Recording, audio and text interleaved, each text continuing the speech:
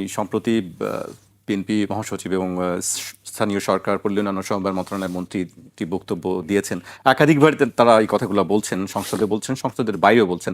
আমি আলোচনায় যাওয়ার আগে তার বক্তব্যটি একটু উল্লেখ করতে চাই।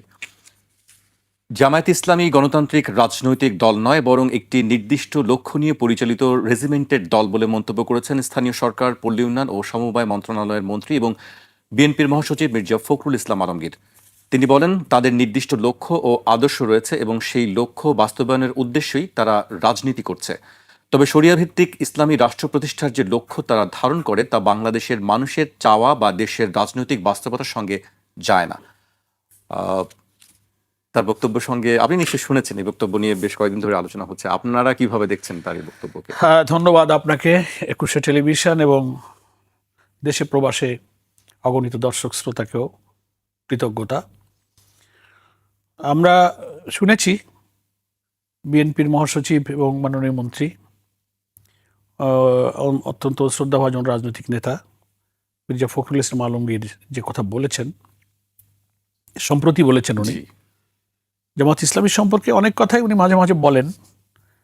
তো তিনি যে রাজনৈতিক দলটাকে রিপ্রেজেন্ট করেন, ওনার আদর্শ, চিন্তা চেতনা, ওনার স্টুডেন্ট লাইফের ব্যাকগ্রাউন্ড, এগুলো তো সব মোটামুটি আমরা জানি। এখন একটা দল করতে গেলে, ক্ষমতায় থাকতে গেলে কিছু কথা তো তাকে বলতে হয়। তো সেটা ওনার প্রতি শ্রদ্ধা জানিয়েই বলবো। উনি বলছেন যে জামাত ইসলামী গণতান্ত্রিক দল নয়, প্রথম কথা। একটা অসত্য, ভুল কথা তিনি বলেছেন। ফ্রম 1979 টু 2026 বাংলাদেশে অনুষ্ঠিত সব কয়টি গ্রহণযোগ্য জাতীয় সংসদের নির্বাচনে, যে নির্বাচন জাতির কাছে গ্রহণযোগ্য হয়েছে, সব কয়টা নির্বাচনে জামাত অংশ নিয়েছে, কম বেশি আসন পেয়েছে। একবার ওনাদেরই দল বিএনপির সঙ্গে সরকার গঠন করে সরকারেও শরিক থেকেছে। এখন একটা সর্ববৃহৎ বিরোধী দলের ভূমিকায় জামাত ইসলামের নেতৃত্বে পার্লামেন্টে জামাত রিপ্রেজেন্ট করছে। তো ডেমোক্রেসির ডেফিনেশনটা কি? জনগণের মতামতের ভিত্তিতে সরকার পরিবর্তনের যে পদ্ধতি, ইলেকশনের, ডেমোক্রেসির। তো জামাত তো সেই পদ্ধতি নিয়মতান্ত্রিক, গঠনমূলক, একটা ডিসিপ্লিন, সাংবিধানিক ওয়েতে বাংলাদেশে একটা নিবন্ধিত রাজনৈতিক দল হিসেবে রাজনীতি করছে। এখন এত বড় একটা দলের মহাসচিব হয়ে, সরকারের একজন মন্ত্রী হয়ে উনি যদি বলেন যে না, এটা গণতান্ত্রিক না, তাহলে গণতন্ত্রের নতুন ব্যাখ্যা তো আমার ফখরুল ভাইকেই দিতে বলতে হবে। সেই জন্য এই কথাটা উনি অসত্য বলেছেন। হতে পারে উনি তো নানান চিন্তা দ্বারা প্রভাবিত হন অনেক সময়, ওনার আশেপাশে যারা থাকেন। সব তো আর দল বিএনপি হলে হবে কি, তার মধ্যে নানান মতের, নানান চিন্তার লোক আছে। এক সেকেন্ড, উনি বলেছেন যে রেজিমেন্টেড, ওয়েল অর্গানাইজড, ডিসিপ্লিন একটা পার্টির মধ্যে তো এই সমস্ত সুশৃঙ্খল নিয়ম পদ্ধতি, শৃঙ্খলা থাকবে। একটা নির্দিষ্ট লক্ষ্য নিয়ে জামাত চলছে, তো চলবেই। একটা রাজনৈতিক দল তো নির্দিষ্ট টার্গেট থাকবে। আমরা একটা কল্যাণমূলক রাষ্ট্র গঠন করতে চাই ইসলামী আদর্শের ভিত্তিতে। মহান আল্লাহ তাআলার যে বিধান, জনগণের সব কল্যাণ সেই বিধান ইমপ্লিমেন্টেশনের মধ্যেই কিন্তু আছে। তো সেটাই আমরা বাস্তবায়ন করতে চাই। এখন উনি বলেন যে এটা জনগণের সাথে যায় না। তো জনগণের সাথে যায় কি না যায়, that is up to the people. আপনি ছেড়ে দেন জনগণের কাছে। জনগণ ভোট দিচ্ছে, এভরি আফটার 5 years জনগণ তার মতামত দেবে সরকারকে, যাবে আর যাবে না। Public will decide, people will decide. ফলে যায় কি যায় না, তো উনি তো দেখতে পাচ্ছেন যে আমাদের জামাত ইসলামের পক্ষ থেকে একটা নতুন বাংলাদেশ, শোষণমুক্ত বাংলাদেশ, দুর্নীতিমুক্ত বাংলাদেশ, বৈষম্যহীন বাংলাদেশের যে কথা আমরা বলছি, সৎ নেতৃত্বের যে কথা বলছি, তো জনগণ আমাদেরকে কি পরিমাণ ভোট দিয়েছে, তো এটা কি জনগণের চাওয়া বা জনগণের সাথে যায়, একে মিন করে না। এই জন্য শুধু প্রথাগতভাবে একটা দলের বিরুদ্ধে কিছু বলতেই হবে তাই একটা কিছু বলে দিলাম, কিন্তু এটার ভেতরগত, বিশ্লেষণগত, অন্তর্নিহিত সত্য না থাকলে মানুষ এসব মন্তব্যে কিন্তু হাসে। সেই জন্য আমি এ ব্যাপারে এতটুকুই আমি আমাদের একজন শ্রদ্ধ নেতার ব্যাপারে মন্তব্য করতে চাই, এর চেয়ে আর বেশি না। আপনি নিশ্চয়ই সংসদ অধিবেশন দেখছেন বা উপভোগ করছেন। আমরা দেখেছি যে সংসদ বেশ প্রাণবন্ত আলোচনা হচ্ছে, বাজেট অধিবেশনে দেখলাম, এবং সেখানেও বড় একটি অংশ আমরা দেখলাম যে সরকারি দলের যারা সংসদ সদস্য আছেন তারা বেশ কিছু বিষয়, তার মধ্যে মির্জা ফখরুল ইসলাম আলমগীরের একটি বক্তব্য আমি উল্লেখ করতে চাই। তিনিও সেই সবার মতনই তিনিও একই বিষয় নিয়ে কথা বলেছেন। আমি সেটি একটু তার বক্তব্য উল্লেখ করতে চাই। জাতীয় সংসদে বক্তব্য দিতে গিয়ে মির্জা ফখরুল ইসলাম আলমগীর বলেছেন, বিএনপি নিয়ে সমালোচনার আগে আপনাদের নিজেদের দিকে একবার ফিরে তাকানো দরকার। এর জন্য তাকানো দরকার যে 1971 সালের ভূমিকার জন্য একবারও তো ক্ষমা প্রার্থনা করলেন না। জাতির সামনে আপনাদের ক্ষমা প্রার্থনা করা উচিত ছিল। এটা করলে কিন্তু আজকের এই সমস্যা হয় না। তিনি বলেছেন, আপনাদের নেতা প্রফেসর গোলাম আজম যখন বলেছিলেন 1971 সালে আমরা ভুল করিনি, আমার মনে হয় এখনো সময় আছে, আপনারা এখনো ভেবে দেখতে পারেন। বাংলাদেশ সম্পর্কে আপনাদের ধারণাটা খুব পরিষ্কার করে আমাদের জানানো উচিত। বাংলাদেশকে জানানো উচিত বলে আমি মনে করি। আমি এর বেশি যেতে চাই না। আবারও সেই ধন্যবাদ। আমি এ ব্যাপারে মাত্র দুইটা কথা বলবো। এটা তো খুব পুরানো একটা, মানে মানুষের যখন কোনো রাজনৈতিক প্রতিপক্ষকে আদর্শ দিয়ে, যুক্তি দিয়ে, নৈতিকতা দিয়ে, চরিত্র দিয়ে মোকাবেলা করার আর কোনো হাতিয়ার যখন থাকে না, তখন মানুষ এই ধরনের অসত্য তথ্য, যুক্তি এগুলো সামনে নিয়ে আসে। এক। দ্বিতীয় হলো যে বাংলাদেশের মুক্তিযুদ্ধের ইস্যুটা 71 সালে ওই সময় তদানীন্তন পূর্ব পাকিস্তানে যে রাজনৈতিক দলগুলো ছিল, তাদের সেই সময়কার বাস্তবতায় কোন কোন দল কি রাজনৈতিক ভূমিকা গ্রহণ করেছিল সেটাও কিন্তু কোনো গোপন না, এটা কিন্তু সবাই জানে। তো সেই সময়কার রাজনৈতিক বাস্তবতায় যেসব রাজনৈতিক দলগুলো একটা পলিটিক্যাল আলাদা ভূমিকায় চলে গিয়েছিলেন, কেউ চেয়েছিলেন যে ভারতীয় আগ্রাসনের সাহায্য নিয়ে, ভারতের আগ্রাসী শক্তিকে আধিপত্যবাদী চরিত্র তো চিনতে এই ভূখণ্ডের মানুষের আর বাকি নেই। তো যারা ওই সময়ে রাজনৈতিক এইসব ভূমিকায় নিয়ে তারা অখণ্ড পাকিস্তানের পক্ষ নিয়েছিলেন, এটা তো সত্য, এটা এখানে লুকাবার কিছু নেই। শুধু জামাত ইসলামী নয়, অনেকগুলো দল। তার মধ্যে আর একটা ফখরুল ভাই বলেন না, তদানীন্তন ওই পূর্ব পাকিস্তানে যারা চীনপন্থী কমিউনিস্ট পার্টি ছিলেন, তারাও কিন্তু অখণ্ড পাকিস্তানের পক্ষে ছিলেন। স্বাধীনতার অনেক দিন পরও তারা দেয়ালে দেয়ালে তাদের স্লোগান যখন লিখতেন, পূর্ব পাকিস্তানের communist party EPCPML, east Pakistan communist party মার্ক্সবাদী লেলিনবাদী, একদিনও মির্জা ফখরুল সাহেবের মুখ দিয়ে আসে নাই যে ওরাও অখণ্ড পাকিস্তানের পক্ষে ছিল, ওরাও বাংলাদেশ চায়নি। তো যাই হোক, দ্যাট ইজ অ্যানাদার থিংস। তো যেসব দলগুলো ওই সময়ে ভয় পেয়েছিল যে ভারতের আগ্রাসনে এই দেশটা আলাদা হয়ে গেলে এই ভূখণ্ডের মানুষের সার্বভৌমত্ব, স্বাধীনতা প্রকৃত অর্থে অর্জিত হবে না, আমাদের তাদেরকে দ্বারাই পরিচালিত হতে হবে। আমাদের রাজনীতি, সংস্কৃতি, অর্থনীতি, ব্যবসা বাণিজ্য, ক্ষমতা উঠানামার সব পলিটিক্স তারাই রিমোট কন্ট্রোল করবে। বাংলাদেশটা হয়ে গেছে। স্বাধীনতার এই 54-55 বছরে ভারতের সে আগ্রাসী নীতি কিন্তু দেশের জনগণ দেখেছে। এটা একদিকে রাখি। আর আবার ওইখানে গিয়ে আমি এটা বলতে চাই যে সেই সময়কার রাজনৈতিক দলগুলো ওই সময় কি ভূমিকা কেন রেখেছিলেন তার ব্যাখ্যাও কিন্তু তারা বিভিন্ন সময় দিয়েছেন। সেটা কারো পছন্দ হতে পারে, না হতে পারে।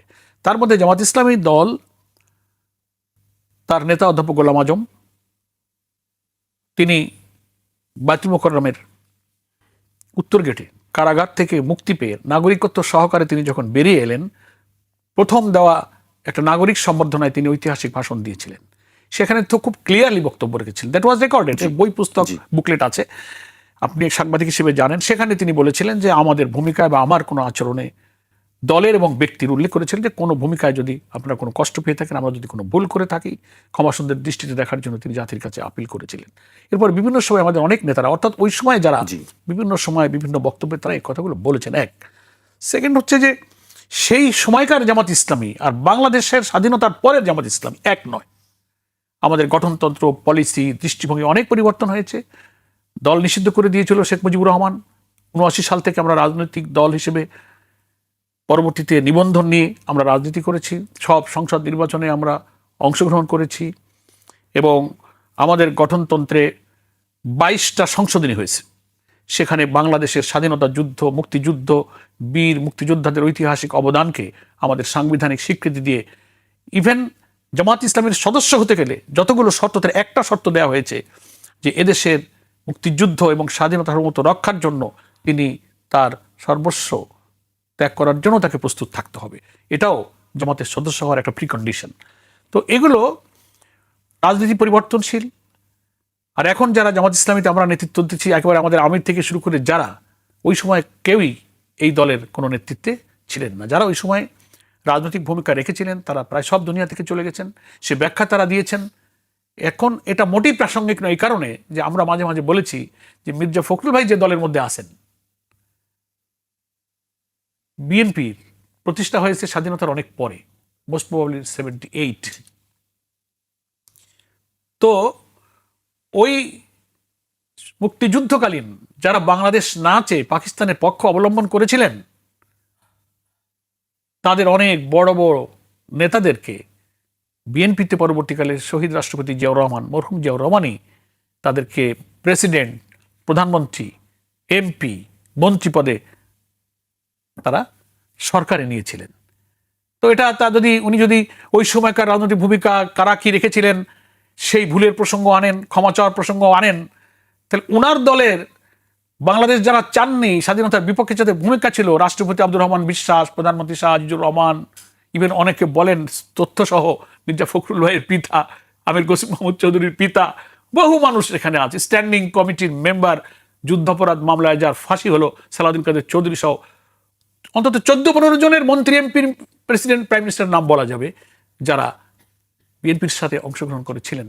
তাহলে তার কথা যদি পলিটিক্যাল ব্যাড ইন্টেনশনে না হয়ে থাকে, সিনসিয়ারলি হয়, তাহলে তো যাদেরকে ওনাদের দলে এই জায়গায় নিয়ে যাওয়া হয়েছে সেই ক্ষমার নমুনা এবং নিদর্শন তো আগে ওনাদেরকেই দেখাতে হয়।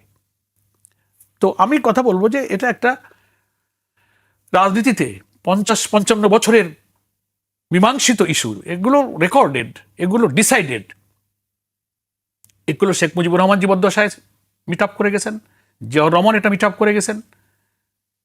36-37 বছর পরে এসে শেখ হাসিনা নানান আইন কানুন এটা সেটা পরিবর্তন করে এই ইস্যুটাকে এনে শুধু জাতিকে বিভক্ত করে আওয়ামী লীগ কী করে ক্ষমতায় থাকতে পারে সেই পলিটিক্সকে একটা আধিপত্যবাদী শক্তির মদদে এই পুরনো ন্যারেটিভ তৈরি করে জাতিকে ভাগ করার এই বক্তব্যটা ওনারা বারবার দিয়ে থাকেন। তো সেই জন্য আমি মনে করি এগুলো এখন বিএনপির নেতারা কেন বলেন, আর কোনো উদ্দেশ্য পাওয়া যায় না, একটাই উদ্দেশ্য যে এদেশে ভারতীয় আধিপত্যবাদ বিরোধী ইসলামী জনতার এই শক্তিকে বিভক্ত করে ওনারা কিছুক্ষণ ক্ষমতায় থাকতে পারেন কিনা। তো এটা আমি মাঝে মাঝে রসিকতা করে বলি যে এসব পুরানো ভাঙা রেকর্ডের গান এই জাতি আর শুনতে চায় না। বাংলাদেশে এখন বহু আধুনিক গান হয়েছে, নতুন রাজনৈতিক অনেক ন্যারেটিভ গান হয়েছে, সেগুলো ওনাদের বলা উচিত।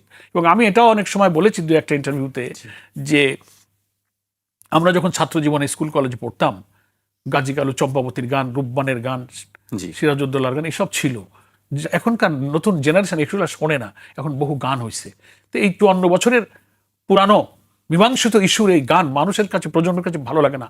যদি তা ভালো লাগতো তাহলে ত্রয়োদশ জাতীয় সংসদ নির্বাচন এবং তার আগে দেশের কমপক্ষে 5টি বড় বিশ্ববিদ্যালয়ের ছাত্র সংসদের নির্বাচনে নতুন প্রজন্মের কাছে কত কথা বলেছেন, গুপ্ত বলেছেন, রাজাকার বলেছেন, রক কাটা বলেছেন, স্বাধীনতা বিরোধী বলেছেন, ন্যারেটিভ তো কোনোটা বাকি দেওয়া হয়নি ঠেকাইতে, কিন্তু নির্বাচনের রেজাল্ট কি বলে আপনাদের এই গান জাতি শোনে নাই। ফলে এটা যদি যুক্তি আর আদর্শ দিয়ে রাজনীতিকে মোকাবেলা করার কোনো সৎসাহস থাকে, আমি বিএনপি সহ সকল এই জাতীয় দলকে ওয়েলকাম জানাবো। আসেন, জাতির কাছে আপনার চরিত্র আদর্শ দেন। আর একটা প্রমাণ কি দিতে পারবে যে বাংলাদেশ স্বাধীন হওয়ার পরে দেশের স্বাধীনতার বিরুদ্ধে জামাত ইসলামী কোনো ভূমিকা রেখেছে, কোনো কথা বলেছে, দেশ গঠন করার জন্য, দেশের উন্নতির জন্য, আধিপত্যবাদী আগ্রাসনের বিরুদ্ধে দাঁড়াবার জন্য জামাত বরং বারবার জীবন দিয়েছে, কারা নির্যাতিত হয়েছে। ফলে আপনি কি করে তাকে স্বাধীনতা বিরোধী বলবেন? দেশটা হয়ে যাওয়ার পরে সেই দেশের বিরুদ্ধে কোনো ভূমিকা জামাত ইসলামীর ছিল কিনা? বিফোর পার্টিশন পাকিস্তান আমলে সেই সময়কার যারা জামাতের নেতৃত্ব দিয়েছিলেন, সেখানকার বাস্তবতায় তাদের কি ভূমিকা দিয়েছিলেন, কি তাদের রোল ছিল, সে এক্সপ্লানেশন সেই সময়কার নেতারা কিন্তু দিয়েছেন। সেটা আপনি পছন্দ করতে পারেন, নাও করতে পারেন, বিতর্ক করতে পারেন, এটা একটা পলিটিক্যাল ডিসিশন। কিন্তু জামাত ইসলামী কোনো ক্রিমিনাল অফেন্স করে নাই, কোনো ফৌজদারি অপরাধ করে নাই। এই যে সমস্ত অভিযোগ দেওয়া হয়, এর খুন করেছে, অমুক করে, একটা প্রমাণ দিতে পারবেন না। কোলাবরেটর অ্যাক্ট হয়েছিল স্বাধীনতার এত বছর পরে, কোনো থানায় একটা জিডি হয় নাই, কোনো মামলা হয় নাই। যুদ্ধ অপরাধের মামলার আইন সংশোধন করে, ল অফ এভিডেন্স সংশোধন করে 1973 যে উদ্দেশ্যে ওই আইনটা হয়েছিল, আপনারা সাংবাদিক জানেন, সেটাকে চেঞ্জ করে শেখ হাসিনা বেসামরিক লোকদেরকে সাজা দেওয়ার জন্য যুদ্ধ অপরাধী 195 জন পাকিস্তানি সেনাকে মুক্তি দিয়ে দেওয়া হলো। সিমলা চুক্তি হলো, ত্রিদেশীয় চুক্তি হলো। ডক্টর কামাল হোসেন বাংলাদেশের পররাষ্ট্রমন্ত্রী, পাকিস্তানের পররাষ্ট্রমন্ত্রী আব্দুল আজিজ, আর ভারতের পররাষ্ট্রমন্ত্রী ছিল শরণ সিং। ত্রিদেশীয় পররাষ্ট্রমন্ত্রী চুক্তি করে এদেশের স্বাধীনতা যুদ্ধের পূর্বকার বিভক্তিকে ফরগিভ অ্যান্ড ফরগেট। সেনা অফিসার যারা, এরাই ছিল কিন্তু ওয়ার ক্রিমিনাল, আইনটা তাদের জন্যই হয়েছিল। কিন্তু যারা বেসামরিক নাগরিক, যারা যুদ্ধ করে নাই, তাদেরকে রাজনৈতিক উদ্দেশ্যে ফাঁসি দিতে হবে, তাই আইনটাকে আবার এসে হাসিনা সংশোধন করলো। ফলে এই আইন, এই বক্তব্য ন্যারেটিভের পিছনে কোনো সৎ উদ্দেশ্য নেই, একটা ব্যাড ইন্টেনশন আছে এবং জাতিকে বিভক্ত করার প্রতিবেশী একটা দেশের নির্দেশেই কিন্তু শেখ হাসিনা এদেশের ইসলামপ্রিয় এবং আধিপত্যবাদ বিরোধী জনশক্তিকে ডিভাইড করে আওয়ামী লীগকে আজীবন ক্ষমতা থাকার স্বপ্ন থেকে ছিল। সেটাই জাতি শোনে নাই। 24 জুলাই মাস এখন চলছে, জুলাই আগস্টের গণ অভ্যুত্থানে সে জাতি ওই ন্যারেটিভ যে কাজে লাগে না সে জবাব তারা দিয়ে দিয়েছে। এবং যারা এটা করেছিলেন, এই ডিজাইন, এই ন্যারেটিভ, এই রাজনীতির অঙ্ক, সেটা তারা বিদায় নিয়ে তারা এখন দিল্লিতে আশ্রয় নিয়েছে। এখন এই গান আবার ফখরুল তো গাওয়ার দরকার নাই, এটা তো ওনাদের গান না।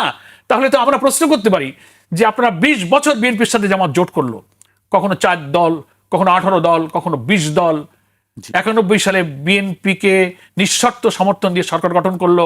অধ্যাপক গোলাম আজমের বাড়িতে প্রেসিডেন্ট নির্বাচনের জন্য জামাত বিএনপিকে ভোটটা দেয়, বিএনপি নেতারা তার বাড়িতে গেলেন। 2001-এ একসাথে সরকার গঠন করলেন। এই 20 বছর তো এই গান গান নেই, তাহলে এখন কেন ক্ষমার কথা বলেননি, তাহলে এখন কেন? ব্যাখ্যা চাননি। হোয়াই নাও? তার অর্থ হলো যে এখন ধীরে ধীরে এই গান অপ্রিয় হয়ে গেছে, মাটি নাই। ওনারা ওই ডুবন্ত মানুষ যখন বাঁচতে চায়, ভাসমান কোনো শাওলা পাইলেও ধরে বাঁচতে চায়। তো এইভাবে ধরে বাঁচা যাবে না, জাতি এই গান আর শুনবে না। এই জন্য আমি মনে করি বিএনপি সহ সকলকে যে এটা একটা মীমাংসিত ইস্যু। বিএনপিকে ডুবন্ত বলছেন কেন? ডুবন্ত বলছে যে জাতির কাছে তারা আদর্শের দিক থেকে, চরিত্রের দিক থেকে তারা ধীরে ধীরে কিন্তু হারিয়ে যাচ্ছে। কোন জায়গায় আপনার মনে হয় যে আসলে ধীরে ধীরে হারিয়ে যাচ্ছে? আপনি দেখতে পারতেছেন তো। আপনি কি মনে করবেন যে ক্ষমতায় চলে গেলেই শুধু বেঁচে থাকা হলো? নৈতিকতা, চরিত্র, আদর্শ যা কথা দিচ্ছে তা রাখতে পারতেছে না। একটার পর একটা ঘটনা ঘটে যাচ্ছে, মানুষ তো সামনে তার থেকে মুখ ফেরায় নেবে, এটার একটা আলামত তারা টের পাচ্ছে। তো জুলাই সনদ নিয়ে শুরু থেকেই তো জাতির সাথে উনি বিচারিতা করলেন। গণ ভোট, গণ রায়, জুলাই সনদ, ঐক্যমত্য কমিশনের কত ইতিহাস তো আপনারা জানেন। ওনারা জাতীয় সংসদের দক্ষিণ প্লাজায় জুলাই সনদে স্বাক্ষর করলেন 17 আগস্ট নাকি 17 অক্টোবর। নভেম্বরের 13 তারিখে আমাদের প্রেসিডেন্সিয়াল অর্ডারে জুলাই সনদ বাস্তবায়ন আইনি ভিত্তির প্রক্রিয়া হলো। 25 নভেম্বর আপনার গণভোটের জন্য অর্ডিন্যান্স জারি হলো। 12 ফেব্রুয়ারি একই দিনে ভোট হলো। 3-4 মাস এই ঐক্যমত্য কমিশন থেকে 12 ফেব্রুয়ারি ভোট পর্যন্ত ওনারা কিন্তু বলেননি যে এই গণভোট সংবিধান বিরোধী, এই সংবিধান সংস্কার পরিষদ আমরা মানি না, এই রাষ্ট্রপতির আদেশ ওনার এখতিয়ার বহির্ভূত। কোনোদিন 3 মাসে কথা বলে, যেই ভোট পেয়ে ক্ষমতা এসে বসে গেছেন সেই বলে ওটা বেআইনি, ওটা সংবিধানে নাই।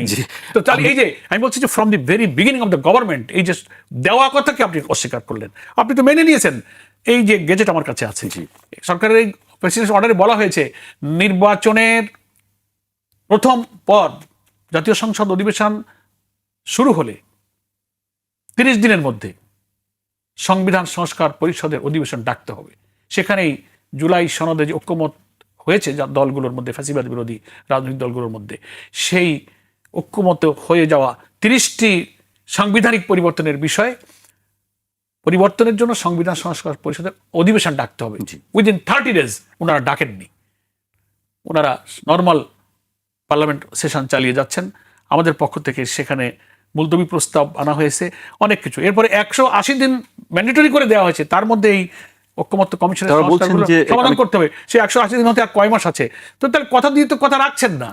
আমরা যখন পার্লামেন্টের এমপিরা প্রশ্ন করেছে কি আপনারা তো কথা দিয়েছিলেন, তো এটা যে ঠিক না, এটা যে সংবিধান বিরোধী, কথা তো তখন বলেনি, এখন বলেন কেন? তো আমরা বলেন যে তখন এই জন্য বলিনি যে এটা বললে যদি আবার ভোট না হয়, তাহলে মনে এক ছিল, মুখে এক ছিল।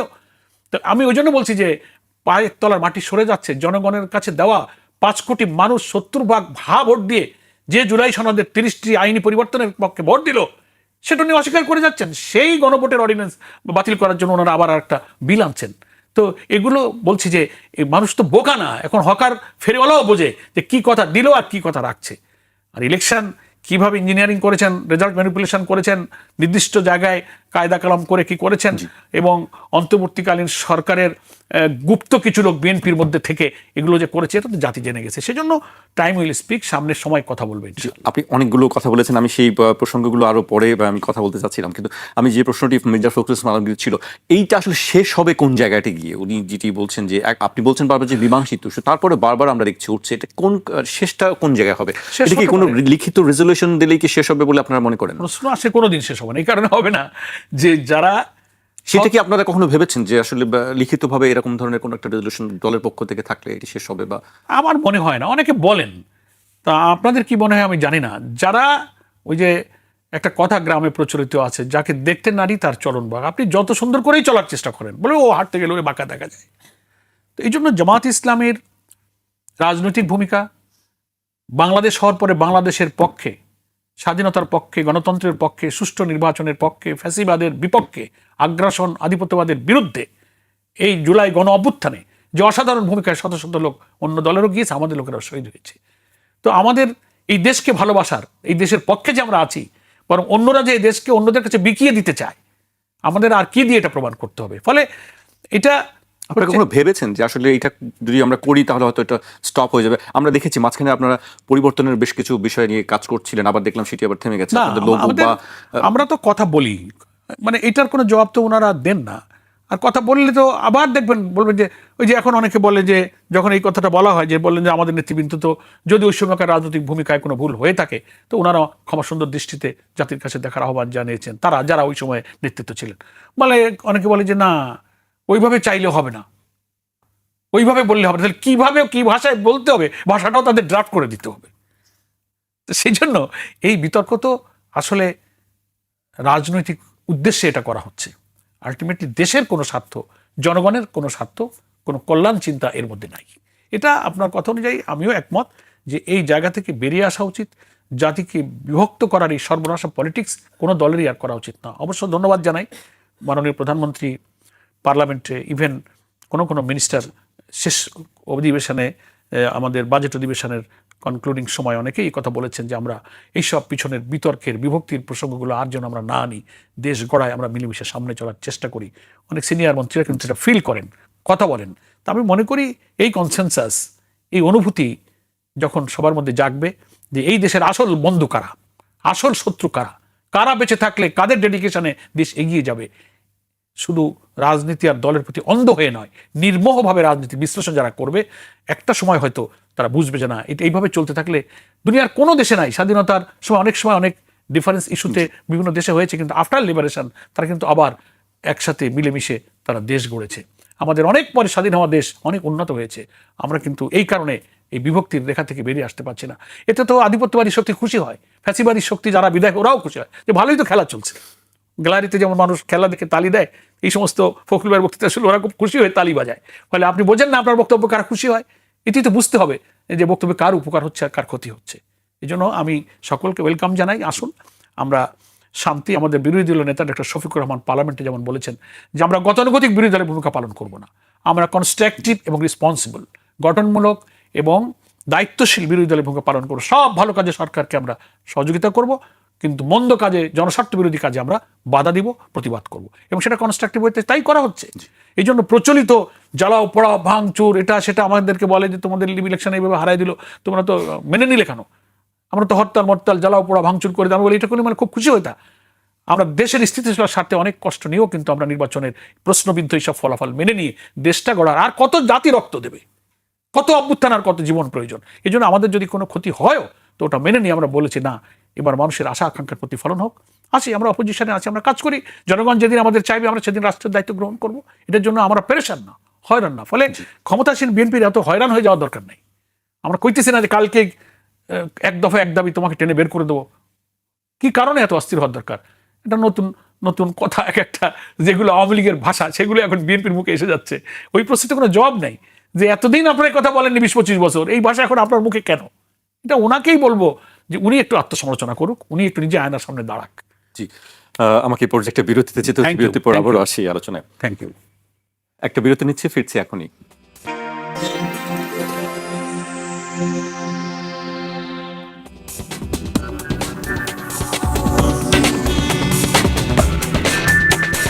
বিরতির পর আবারও স্বাগত। আপনারা দেখছেন 21 রাত।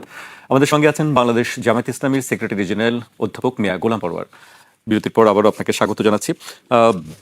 এবার একটু আপনি সংস্কারের কথা বলছিলেন, আমরা সবাই জানি সেই বিষয়গুলো নিয়ে।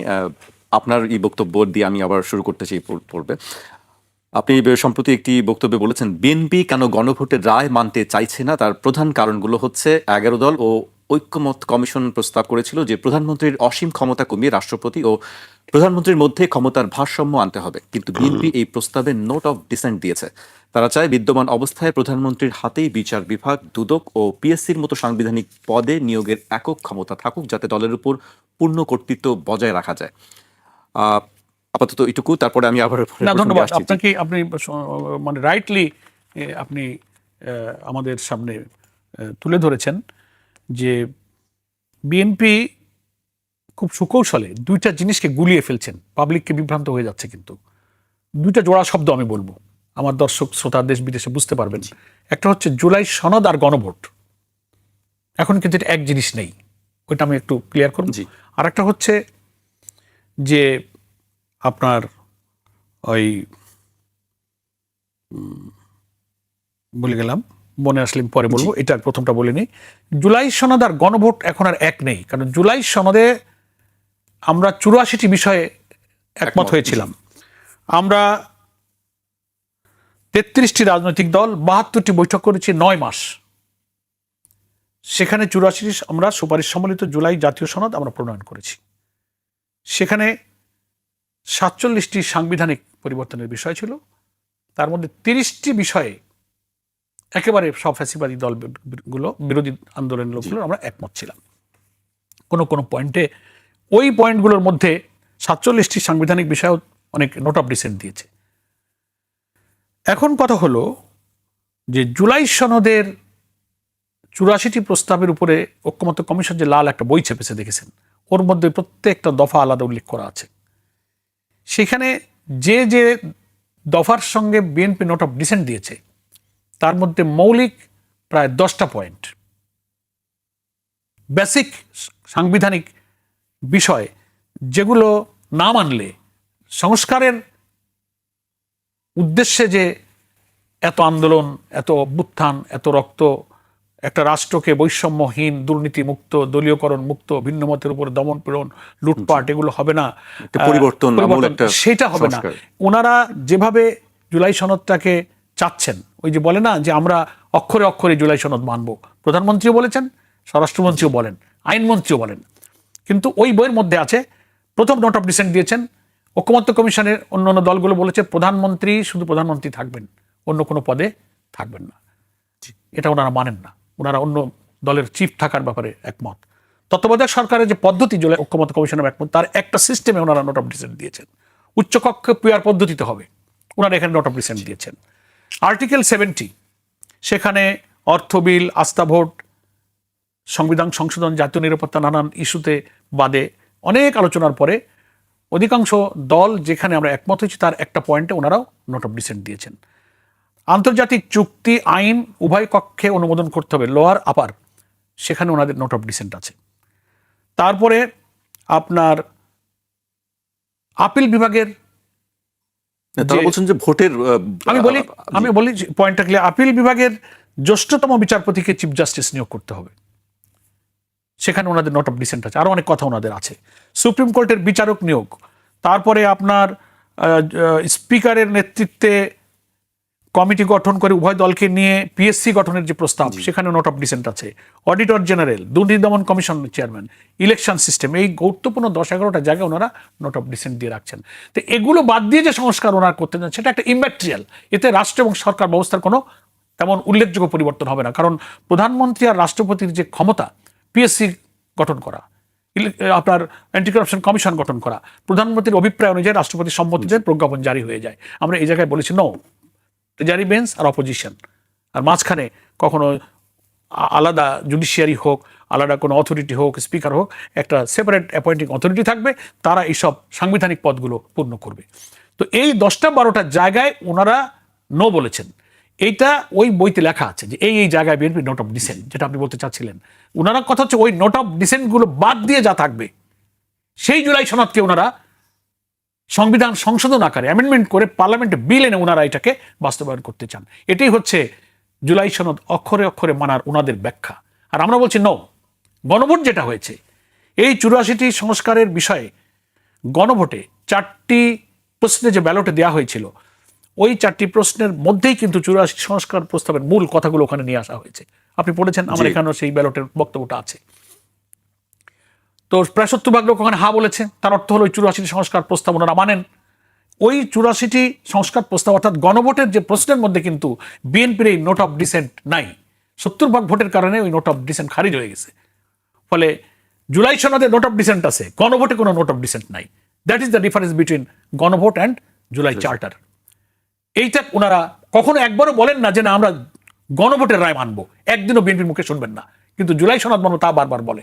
মানুষ মনে করে কিরে সরকার তো জুলাই সনদ মানতে চায়, তো জামাতের 11 দল বলে যে মানে না। এই না মানার ফাঁক ওনারা পারলে বলুক যে গণভোটে জনগণ যে রায় দিয়েছে সেটা আমরা মানবো। ওনারা বলেন না আমরা পার্লামেন্টের মেজরিটির জোর দিয়ে ওখানে সংবিধান সংশোধন করবো। আপনার ওই পার্লামেন্টের মেজরিটির চেয়ে গণভোটের মেজরিটি সবচেয়ে বেশি। আপনি ওখানে সব মিলিয়ে পার্লামেন্টে যত ভোট পেয়েছেন এমপিরা, বিএনপির এমপিদের যদি ভাগ করি তো সব মিলিয়ে কত ভোট পাবেন? প্রায় 3 কোটির মতো ভোট হবে আপনাদের। আপনার 5 কোটি ভোট যে গণভোটে দিয়েছে। আর জাতীয় সংসদের ভোট হচ্ছে ভোটারের ডেলিগেটেড পাওয়ার এসে এমপিরা এনজয় করছে। কিন্তু গণভোটের যে রায় ভোটার কাউকে পাওয়ার ডেলিগেট করেনি, সোজা ভোটার সরাসরি হা বলে দিয়েছে। ওটা কোনো ব্যক্তিকে ভোট দেয় নাই, সংস্কারকে সে ভোট দিয়েছে। ফলে আমরা বলছি যে এই জায়গাটা বিএনপি ধূম্রজাল তৈরি করছে। ফলে ওনারা যদি সংস্কারের ব্যাপারে সিনসিয়ার হন তাহলে সংবিধান সংস্কার পরিষদের অধিবেশন ডাকতে হবে অ্যাকর্ডিং টু প্রেসিডেন্সিয়াল অর্ডার, এবং সেখানে এইটা মেনে এইটা সংশোধন করে 180 দিনের মধ্যে সংবিধানের তফসিল অন্তর্ভুক্ত করতে হবে। এটা আরেকটা কথা আমি ভুলে যাচ্ছি, মনে পড়লে বলবো, যে এই কথাগুলো নিয়ে ওনারা একটু বিচারিতা করছেন আর আমাদের বলতেছেন যে জামাত সংশোধন সংবিধান সংস্কার চায় না, কারণ আমরা পার্লামেন্টে প্রস্তাব দিয়েছি যে সংবিধান সংস্কারের জন্য আসলে একটা বিশেষ কমিটি করি, আমরা নাম দিয়েছি, আপনারা 5 জন দেন, সেই বিশেষ কমিটি সংবিধান অ্যামেন্ডমেন্টের জন্য একটা প্রস্তাব আনুক। সরকারি দলের পক্ষ থেকে বলা হচ্ছে আপনারা সেই কমিটিতে যাচ্ছেন না। আমরা যাচ্ছি না, তারপরে যেটুকু বলি তা কিন্তু ওনারা বলেন না। আমাদের নেতা leader of the opposition doctor Shafiq সাহেব বলেছেন ঠিক আছে এটা তো করা উচিত ছিল সংসদ অধিবেশন ডাকার প্রথম 30 দিনের মধ্যে, যে কোনো কারণে আপনারা করতে পারেননি, ফেল করেছেন। এখন যেহেতু বিকল্প আপনারা সংবিধানটাকে পরিবর্তন করে আমাদের জুলাই সনদ মানতে চান, তাহলে আপনারা সংবিধান সংস্কার করুন, সংবিধান সংশোধন নয়। আপনার কাছে আছে বিএনপির যে 31 দফা, 31 দফার প্রথম দফা হচ্ছে তারা বলেছে আমরা ক্ষমতায় গেলে সংবিধান সংস্কারের জন্য একটা কমিশন গঠন করব। এখন কিন্তু সংস্কার আর বলেন না, সংস্কার আর সংশোধন। এবার মনে পড়ছে সেই ভেজালটা, ওদিকে গণভোট আর জুলাই সনদের ভেজাল, এখানে হচ্ছে সংশোধন আর সংস্কারের ভেজাল। ওনারা বলে আমরা সংশোধন, জনগণ তো সংবিধান সংশোধনের জন্য ঐক্যমত্য কমিশন করে নাই, এর নামই হলো সংবিধান সংস্কারের জন্য করা হয়েছে। তো অ্যামেন্ডমেন্ট এক জিনিস আর রিফর্ম আর এক জিনিস। সংশোধনটা হচ্ছে আপনি 2-4টে লাইন ব্যাকে একটা অধ্যায়কে কিছু ভাষা বাক্য শব্দ চেঞ্জ করবেন, অ্যামেন্ডমেন্ট। এটা আপনি পার্লামেন্টে করতে পারেন। কিন্তু সংস্কারের জন্য তো আইন বলে দিয়েছে, এই গেজেট বলেছে আপনাকে একটা সংস্কার পরিষদ গঠন করতে হবে গণভোটের ভিত্তিতে, এবং সেখানে রীতিমতো ওই আইন অনুযায়ী এই প্রস্তাব এনে ওখানে পাস করতে হবে। ফলে আপনি পার্লামেন্টে বিল এনে আপনি সংস্কার করবেন কেন? সংস্কার করার জন্য তো একটা গেজেট আইন হয়ে গেছে, আপনাকে এই আইনের আওতায় এসে সংস্কার করতে হবে। ফলে সংস্কার হলো সংবিধানের কাঠামোগত পরিবর্তন, বৈশিষ্ট্যগত পরিবর্তন, নেচারটাই চেঞ্জ হয়ে যাবে। ওনারা এটা চেঞ্জ করতে চান না, কারণ ওনারা মনে করেন এটা যদি চেঞ্জ হয় তাহলে প্রধানমন্ত্রী অসীম ক্ষমতার মালিক, তার লাগাম টানা যাচ্ছে না। ওনার কথায় দুদক হবে, ওনার কথায় পিএসসি হবে, ওনার কথায় চিফ জাস্টিস হবে, ওনার কথায় কেয়ারটেকারের চিফ হবে। তো এই ক্ষমতা তো আওয়ামী লীগের হাতেই ছিল। তাহলে what is the difference between ফ্যাসিবাদ অ্যান্ড বিএনপি? আমরা তো সেই লাইনে চলে যাচ্ছি। এই জন্য আপনি আমার যে বক্তব্যগুলো কোট করেছেন, এই দুটো শব্দ হচ্ছে কনফিউশন সৃষ্টি করছে। সংবিধান সংস্কার আর সংবিধান সংশোধন, আর জুলাই সনদ আর গণভোট, 2 আর 2 4টে শব্দ জাতির মধ্যে বিভ্রান্তি তৈরি করার জন্য। আমাদের বিএনপির একজন মন্ত্রী আছে, যদিও তার দপ্তরটা স্বরাষ্ট্রমন্ত্রী, কিন্তু সবাই বলে উনি সর্বমন্ত্রী। তো সর্বমন্ত্রী এই কনফিউশনটা সুন্দর করে সাজাতে পারেন। এই জন্য in presence of prime minister তিনি হাউজে বসে থাকেন, অথচ উনি বলেন যে প্রধানমন্ত্রীর পক্ষ থেকে আমি বলছি। পার্লামেন্টে আমিও ছিলাম, আপনারা অনেক পার্লামেন্ট দেখেছেন, এই নজির পাবেন না যে প্রধানমন্ত্রী বসে থাকা অবস্থায় প্রধানমন্ত্রীর পক্ষে কোনো মন্ত্রী উনি থাকেন না, কোনো কারণে আসেন না, তার পক্ষে অনেক মন্ত্রী উনি রোল প্লে করে যাচ্ছেন, নীরব প্রধানমন্ত্রী।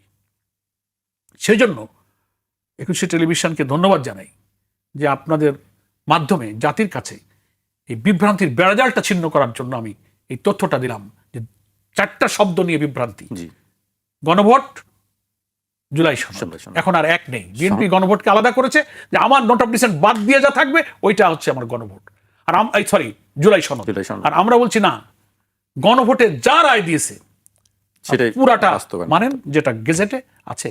আর আপনি বলেন এটা রাষ্ট্রপতির এখতিয়ার না, এটা সংবিধানের প্রতি এত 4 মাসের সংবিধানের কথা বলেনি, যেই ক্ষমতায় গেছেন আপনি সেটা বলতেছেন। তো আপনার পার্লামেন্টের মেজরিটি আর রায়ের চেয়ে গণভোটের মেজরিটি আইন অনুযায়ী বেশি শক্তি, ওখানে 70 ভাগ, প্রায় 5 কোটি মানুষ হা বলেছে। উইদাউট নোট অফ ডিসেন্ট তারা এই সংস্কার প্রস্তাব মেনে নিয়েছে। সেখানে প্রধানমন্ত্রী তারেক রহমানও তো গণভোটে ভোট দিয়েছে হার পক্ষে, আইনমন্ত্রীও নিশ্চয় দিয়েছে, ওনার হার পক্ষে তো ক্যাম্পেইন করেছিলেন। তাহলে আমি এই সুধারণা করবো যে ওনার হাতে ভোট দিয়েছেন, তা হাতে ভোট দেওয়ার অর্থ হলো যে সংস্কার প্রস্তাব আপনি মেনে নিয়েছেন। এখন কেন এটা মানবেন না গণভোট? তার অর্থ হলো যে আপনি যে কথা দিয়েছেন, যে ভোট নিজে দিয়েছেন, সে নিজের ভোটকে আপনি ইগনোর করছেন। তাহলে পার্লামেন্টে বলেন যে না আমি হাতে ভোট দিইনি, নাতে ভোট দিয়েছি, তাও বলেন না, ওদিকে গণভোটও মানেন না।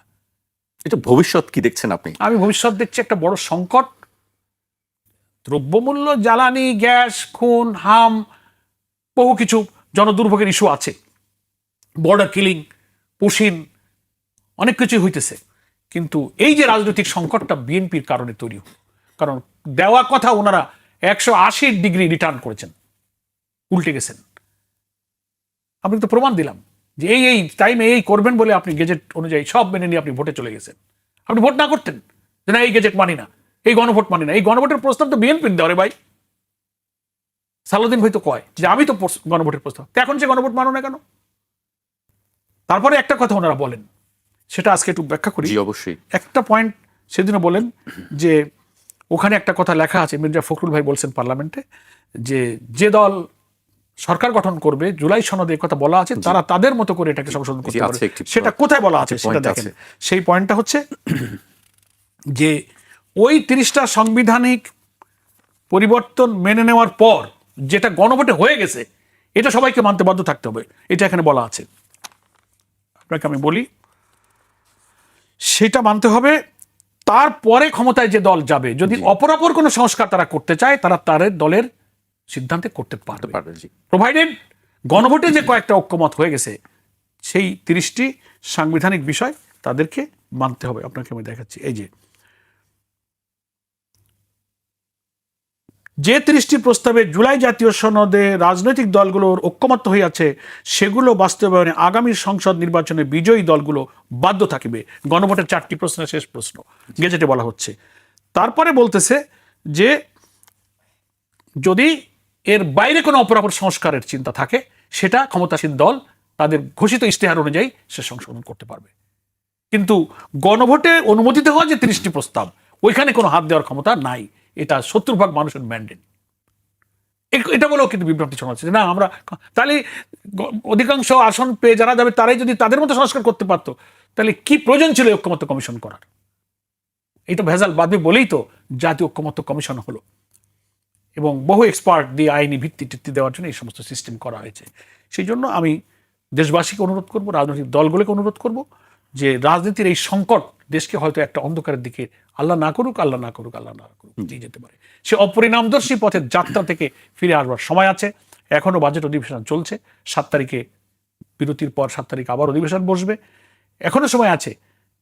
ইচ্ছা করলে বিএনপি সরকার সংবিধান সংস্কার পরিষদের অধিবেশন এই চলতি অধিবেশনই ডাকতে পারেন, ডেকে ওনাদের এই সংস্কার প্রস্তাবটা সেখানে আনতে পারেন, আলোচনা করতে পারেন।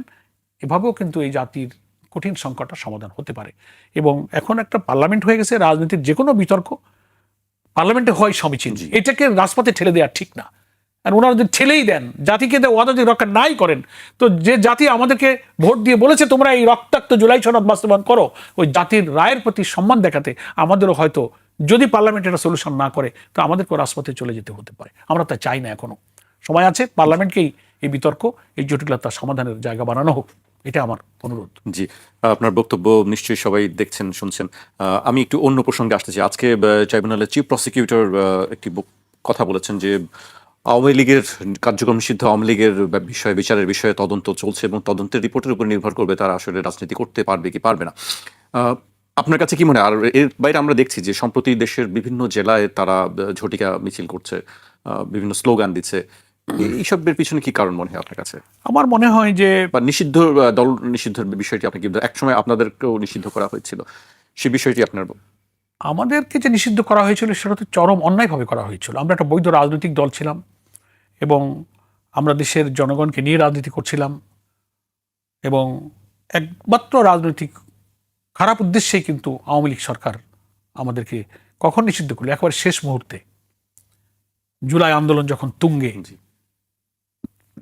এবং সারা দেশ থেকে যে ইনফরমেশন আসছে সে আন্দোলন আর থামানো যাচ্ছে না, সমন্বয়কারীর প্রধান সিরিয়ালি সব আটকে ফেলতেছে, কিন্তু আন্দোলন মোটে থামানো যায় না, জীবন দিচ্ছে, ওই কয়েক গুলি করলে যারে মারি শুধু সেই থাকে, মরে আর তো সব থাকে। তো এখন আমরা তো তখন কারাগারে, আমাকে তো 19 জুলাইতে গ্রেপ্তার করা হয়েছিল। ভেতরে অনেক বড় বড় সাবেক সেনা কর্মকর্তা এবং অন্যান্য এজেন্সির লোকেরাও কারাগারে ছিল। তাদেরকে আমিও জিজ্ঞেস করেছি যে জামাত শিবিরকে নিষিদ্ধ করে দিল কেন 1 তারিখে, 1 আগস্ট নিষিদ্ধ করে দিল। তা বললো যে গভর্নমেন্টের পক্ষ থেকে এই আন্দোলন কেন থামানো যাচ্ছে না, এত আর্মি, দেখামাত্র গুলি, কারফিউ, ইন্টারনেট নাই, নানান রকম আইন কানুন করে দিয়ে আন্দোলন তো থামে না, দিনে দিনে উত্তাল আন্দোলন, সারা দেশ থেকে রাজধানীমুখী জনস্রোত প্রধানমন্ত্রীর দিকে যাবে। তখন প্রাইম মিনিস্টার তার বিভিন্ন এজেন্সিকে দিয়ে এটা সার্ভে করেছে, তদন্ত করেছে, ইনভেস্টিগেট করেছে, কেন থামানো যাচ্ছে না। সবাইকে তো গ্রেপ্তার করা হইতেছে, প্রধান সমন্বয়কদেরকে ধরে নিয়ে আসা হচ্ছে, রিমান্ডে নেওয়া হচ্ছে, কারণ কি? ওনারা আমাকে বললেন যে গভর্নমেন্টের কাছে মেসেজ হলো যে আন্দোলনকে ধরেই রেখেছে হচ্ছে জামাত আর শিবির, ফলে এইটারে আগে বন্ধ করো। তারা মনে করছে এই ফ্যাসিবাদ বিরোধী যে আন্দোলন, আগ্রাসন, আধিপত্য এবং দুর্নীতি, লুটপাট, দলীয়করণ, খুন এবং সমস্ত জনবিরোধী ক্ষোভ থেকে যে একটা আউটবাস্ট, তারা মনে করেছে আন্দোলন ধরে রাখার পেছনে জামাতি হচ্ছে ওয়েল ডিসিপ্লিনড, ডেডিকেটেড একটা ফোর্স। ফলে এইটাকে নিষিদ্ধ করতে পারলে আন্দোলন থামানো যাবে, আমার সরকারে থাকা, ক্ষমতায় থাকা নিরাপদ হবে। সেজন্য আপনার প্রশ্নটা যে আমাদের নিষিদ্ধ করেছিল একবার ব্যক্তির ক্ষমতার স্বার্থে, দেশ জাতির কোনো স্বার্থ তার ছিল না। কিন্তু আওয়ামী লীগের রাজনৈতিক কার্যক্রম নিষিদ্ধ করার এটা কোনো একটা দলের নয়, এটা যারা করেছিলেন তখন কোনো দলের সরকার ক্ষমতায় ছিল না, হোল পাবলিক সেন্টিমেন্ট তারা খেয়াল করেছেন। হাজার হাজার লোককে খুন করেছে, কি নিষ্ঠুর বর্বরভাবে মানুষকে খুন করেছে, তার জন্য একটু দুঃখ প্রকাশ করে নাই। আর তারা, আপনি হেফাজতের শাপলা চত্বরের খুন কিভাবে আলেম ওলামা মাদ্রাসাদের হত্যা করলার, শেখ হাসিনা বলে যে হুজুররা সব গায়ে রং মাখায় শুয়েছিল, তারপরে হেলিকপ্টার দিয়ে, এ কি যুদ্ধ যে একটা দেশের সাথে আরেকটা যুদ্ধ? একটা দেশের সরকার হেলিকপ্টার সেই দেশের নাগরিককে হত্যা করে, পৃথিবীতে বিরল। শিশু থেকে নিয়ে বৃদ্ধ পর্যন্ত, ব্যবসায়ী, হকার, যেভাবে তারা হত্যা করেছে, 30-40 হাজার লোক আহত হয়েছে, এটাকে বলা হচ্ছে ক্রাইম এগেনস্ট হিউম্যানিটি, মানবতা বিরোধী অপরাধী। তো সেই সময়কার সরকার, ল এনফোর্সিং এজেন্সি যারা ছিলেন, তারা বিশ্লেষণ করে দেখেছে যে এরকম অপশক্তির বিচার হওয়া উচিত, তাদের রাজনৈতিক তৎপরতা বন্ধ থাকা উচিত। সরকার সিদ্ধান্ত নিয়েছে, ফলে সরকারের এটা দেখতে হবে যে এই সিদ্ধান্তের বাইরে যদি কোনো অপতৎপরতা চলে, এবং কেউ বলতেছে যে না, শেখ হাসিনা শাহজালাল বিমানবন্দরে অবতরণ করবেন, অমুক তারিখে এসে যাবেন, এই বছরই এসে যাবেন, মাঝে মাঝে একটু গুপ্ত মিছিল টিছিল এটা সেটা হইতেছে, এটা গভর্নমেন্টের দায়িত্ব। যদিও গত কালকে এক বক্তৃতায় শুনলাম স্বরাষ্ট্রমন্ত্রী বলেছেন যে কোনো ক্রমেই এই ফ্যাসিবাদী শক্তির এদেশে রাজনীতি করার কোনো অধিকার নেই, তাদেরকে এটা আসতে দেওয়া হবে না, করতে দেওয়া হবে না। যদি তিনি সিনসিয়ারলি বলে থাকেন, আমি তাকে ধন্যবাদ জানাই, সেই কথার উপরে যেন সরকার ঠিক থাকে।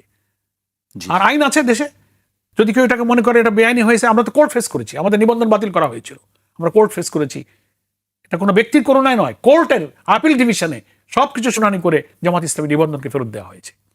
তো যদি ওনারা মনে করেন যে এটা বেআইনি, তো কোর্ট ইজ দেয়ার, তারা কোর্টে যেতে পারেন, এসব আইনি পথ তো খোলা আছে। কিন্তু জনগণের পারসেপশনটা হচ্ছে যে এই শক্তি মানুষের আইন শৃঙ্খলা, শান্তি, দেশের উন্নয়ন বিঘ্ন ঘটাবে, তাই সরকার এটাকে স্থগিত করেছে বা রাজনৈতিক কর্মতৎপরতা নিষিদ্ধ করেছে। এটা সরকারকেই সিদ্ধান্ত নিতে হবে যে এটার পিছনে কি কারণ ছিল এবং এটার ব্যাপারে কি সিদ্ধান্ত নেওয়া যায়, জনগণের সেন্টিমেন্ট কি ছিল, এটা সরকারের দায়িত্ব। এটা আমরা রাজনৈতিক দল হিসেবে বলতে পারি যে সেই সময় সরকারের এই সিদ্ধান্ত যথার্থ ছিল। আমি একেবারে শেষ পর্যায়ে চলে এসেছি, শেষ করব। জুলাই 2 বছর পূর্তি আমরা পালন করছি এই মুহূর্তে। 2 বছর আপনার কাছে কতটুকু মনে হলো যে সেই যে আকাঙ্ক্ষা, জুলাই আকাঙ্ক্ষা বলা হয়, সেই আকাঙ্ক্ষার কতটুকু আমরা আসলে সেটি বাস্তবায়ন করতে পেরেছি বা সেটির দিকে আমরা যেতে পারছি? একবার শেষ পর্যায়ে চলে এসেছি। হ্যাঁ, ধন্যবাদ। আমি তো মনে করি যে জুলাই অভ্যুত্থান আন্দোলনের যে সুফল আমরা আসলে পেয়েছি, বড় সুফল পেয়েছি, এটা জাতীয় ঐক্য গড়ে উঠেছে। এটা অন্য কোনো সময় এত অভূতপূর্ব জাতীয় ঐক্য দেখা যায়নি ফ্যাসিবাদের বিরুদ্ধে। এবং সেই জনগণের ঐক্যকে ভাঙার জন্য দমন পীড়ন, নির্যাতন, র্যাব, সেনাবাহিনী, পুলিশ সমস্ত শক্তি নিয়োগ করার পরেও ফ্যাসিবাদের সেই ঘাতককে কিন্তু দেশ ছেড়ে পালিয়ে যেতে হয়েছে। ফলে এটা জুলাই অভ্যুত্থানের বড় শিক্ষা যে শুধু উন্নয়ন, টাকা পয়সা দিয়ে উন্নয়নের ফুলঝুরি শুধু মানুষের ক্ষমতায় রাখতে পারে না। মানুষের ভালোবাসা, আস্থা, সমর্থন, এটা সুশাসন দিয়ে আসে। কর্তৃত্ববাদী, ভিন্ন মতকে দমন, দুর্নীতি করবেন আর আপনি উন্নয়নের একটা নাটক সাজিয়ে ক্ষমতায় থাকার স্বপ্ন দেখবেন, এটা যে সঠিক নয়। জনগণকে এর সব কিছুর বিরুদ্ধে ঐক্যবদ্ধ করেছিল জুলাই গণ অভ্যুত্থান। সেকেন্ড, যে রাষ্ট্র সংস্কারের যে একটা ইউনিফর্ম থিঙ্কিং জাতির মধ্যে হয়েছিল, যে রাষ্ট্র কাঠামো থাকলে দুর্নীতি হয়, চুরি হয়, দলীয় লোক নিয়োগ হয়, ভিন্ন মতের রাজনীতি করতে দেব না, আমি একাই থাকবো, দ্যাট ইজ কল্ড ফ্যাসিজম। এই ব্যাখ্যা জনগণ এবার বুঝেছে এবং জুলাই অভ্যুত্থানের মধ্য দিয়ে সংস্কারের প্রয়োজন দেখা দিয়েছে। তাই একটি গণতান্ত্রিক বৈষম্যহীন দেশ গড়ার সংস্কারের দিকে দেশ এগিয়ে যাচ্ছে। সুন্দর একটা সংস্কার প্রস্তাব আমরা অনুমোদন করেছি ঐকমত্য কমিশনে। এখন জাতির কাছে একটা অপূর্ব সুযোগ এসে হাজির। এটা সরকারি দলের পক্ষেই সম্ভব সংবিধান সংস্কার পরিষদের বৈঠক ডেকে সংবিধানের সংস্কার করে 180 দিন বলতে 6 মাস, তো 6 মাস শেষ হতে আর বেশি বাকি নেই। তার মধ্যেই এই সংস্কারটা করলে আমি মনে করি জুলাই গণ অভ্যুত্থানের সুফলটা ঘরে আসবে। আর এর জন্য যারা শহীদ হয়েছে, আহত হয়েছে, হাজার হাজার পঙ্গু, তাদের সুচিকিৎসা, তাদের সম্মান, তাদের পুনর্বাসন, এটাও আমরা যারা এই জুলাই অভ্যুত্থানের বেনিফিশিয়ারি নাগরিক, তাদের একটা পবিত্র দায়িত্ব এবং কর্তব্য। জুলাইয়ের এই রক্তাক্ত আন্দোলনের মাসে একুশে টেলিভিশনের মাধ্যমে সকল জুলাইয়ের শহীদ এবং জুলাই যোদ্ধাদেরকে আমি জামাত ইসলামীর পক্ষ থেকে, আমাদের প্রিয় নেতা ডক্টর শফিকুর রহমান, যিনি আমাদের আমির এবং লিডার অব দি অপোজিশন, তার পক্ষ থেকে সংগ্রামী শুভেচ্ছা, আন্তরিক অভিনন্দন এবং দোয়া জানাই। দেশবাসীকেও দোয়া জানাই যে আপনাদের অকুতোভয় সমর্থনে কিন্তু ফ্যাসিবাদ কি তা আমরা বুঝেছি, কর্তৃত্ববাদী শাসন কি তা আমরা বুঝেছি। আসুন আমরা ঐক্যবদ্ধ থাকি এবং আমরা জুলাই সনদের ভিত্তিতে যে গণভোট হয়েছে সেই গণভোটের গণরায়কে আমরা কার্যকরী করি।